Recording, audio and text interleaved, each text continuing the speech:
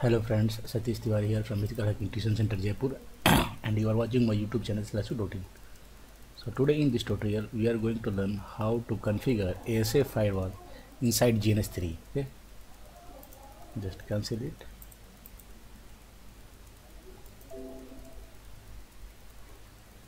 Now just click on new blank project, named it something like ASA. Okay, now just click on edit, click on preferences, just wait.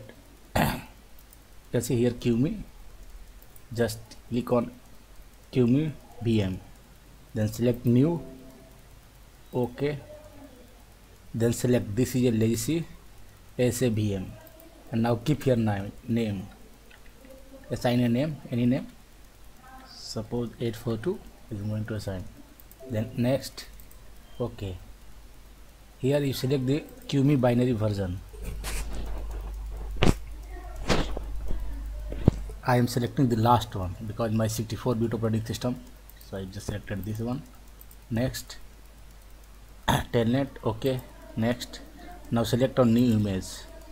OK, now click on browse, and I have images on my desktop folder.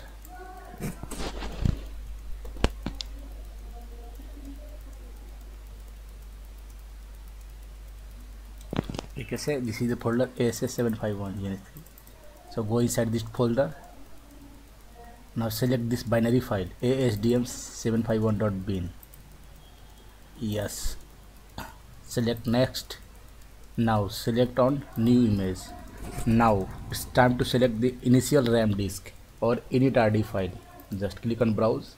You can see here top ASA91521 init.rd. Select this one, open.